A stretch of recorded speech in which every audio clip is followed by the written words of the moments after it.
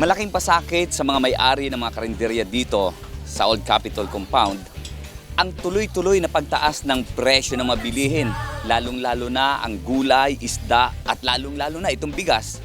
Nadagdagan pa ngayon yung pagtaas ng presyo ng gasol.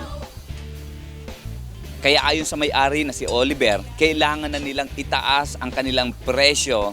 Naaawa man sila sa mga estudyante pero hindi na nila kakayanin na hindi itaas ang presyo ng 5 piso na kung dati-rati ang presyo ng kanilang budget meal ay nasa 45 pesos.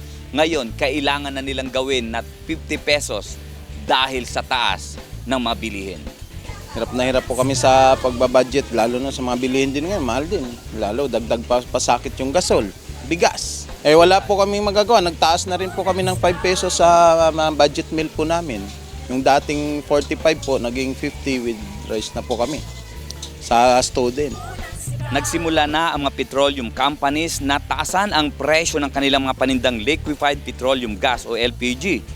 Batay sa abiso ng ilang mga kumpanya ng langis, umabot na sa 6 pesos and 65 centavos ang itinaas sa kada kilo ng LPG o katumbas ng 73 pesos and 15 centavos sa pagtaas sa mga LPG tank na may timbang na 11 kilos.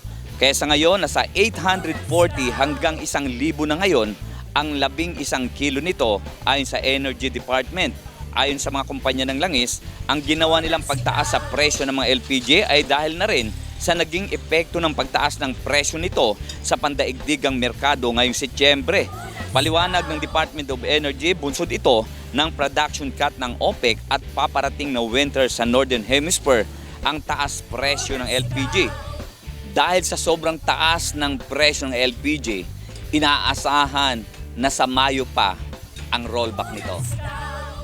At yan ang ating presyong palengke kasama si Jerome Tiquia, Smile Sopetran III, para sa Balitang Unang Sigaw.